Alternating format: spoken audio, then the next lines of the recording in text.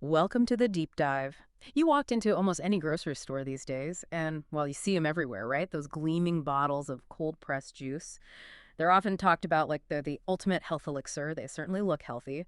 But, are they? Today, we're going to try and cut through some of that marketing glow, and we've got some surprising insights to help us figure out what's really going on inside those bottles. Exactly. And to really dig into this, we're looking at a pretty fascinating source today. It's excerpts from an entry called Notes on Dieting, Part 76. The author's name Ang, and it was published just recently, July 26, 2025. As part of this larger piece, Cold-Pressed Juice, Healthy or Hype? And Ang's notes, well, they offer some really eye-opening points on a trend maybe a lot of us just accept. Okay, so let's start with the basics then. What exactly is cold-pressed juice? I mean, it sounds simple. Juice from fruits, vegetables. But the key thing, the part that supposedly makes it special, is how it's made, right? The extraction method. It uses a hydraulic press, not like those regular juicers with the spinning blades that, generate heat. Right, it's that cold part that gets emphasized. Ang's notes really point this out. This hydraulic press method, it's specifically designed to keep heat low and also minimize air exposure oxidation. Think of it like, I don't know, a slow, very firm squeeze instead of like a really fast chop. And that's where the big health claim comes from.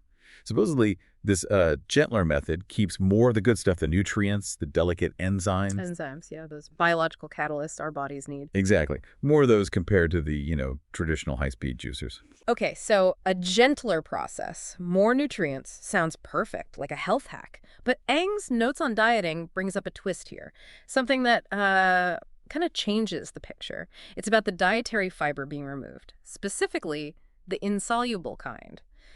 When you juice something, especially like this, what happens to all that fiber? The roughage. Yeah, it's mostly gone. Yeah. And that's where things get, well, complicated. Fiber is just so crucial for us. Really vital. It keeps our digestive system working properly. It helps manage blood sugar. And it's a big part of what makes you feel full after you eat something. Right, satiety. Exactly. Yeah. So the consequence of it not being in the juice is pretty significant. Without that fiber, the natural sugars from the fruits and veggies, they just get absorbed way faster into your bloodstream. And that can cause these rapid spikes in blood sugar, which, isn't great for everyone, especially if you're watching sugar intake. Wait, hold on. So it's not just what's in it, but what's missing. That's quite something. Yeah. So even though it's from pure fruit, pure vegetables, taking out the fiber makes it act more like, well, like a sugary drink in terms of speed. That's pretty much it. Yeah. It's a key point Anga makes. The sugar itself isn't necessarily bad sugar. It's natural sugar. But the way it's absorbed so quickly, that's the issue. It's not that slow, steady release you get when you eat the whole fruit or vegetable. Right. With all the fiber still there. Okay, wow. So fiber is a huge missing piece. But at the source, Ang's notes, they also point to another thing, something often unseen: safety. Specifically pasteurization.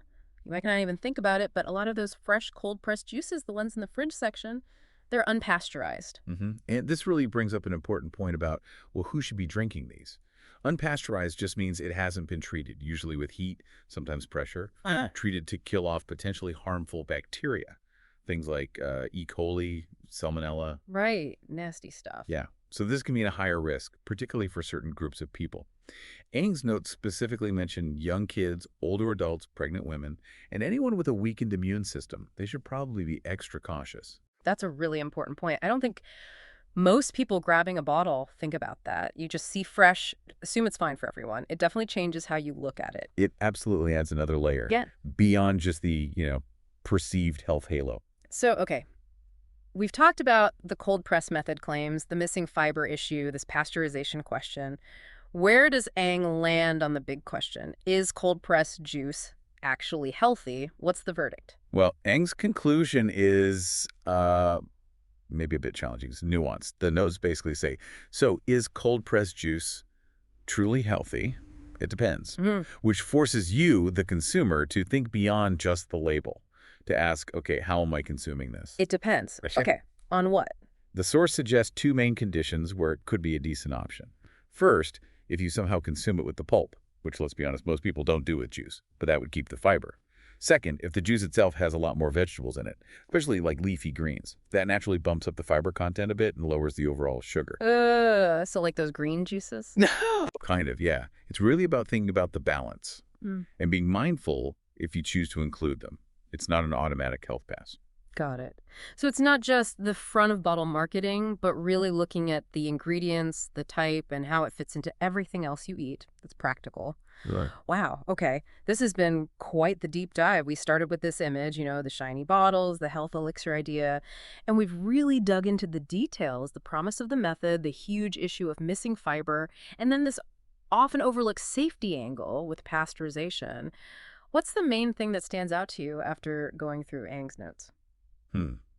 For me, it's really a strong reminder that just because something is labeled healthy or seems healthy, well, that's not always the complete picture. It kind of makes you wonder, doesn't it? What else are we consuming, maybe daily, that has hidden complexities, things disguised by clever marketing?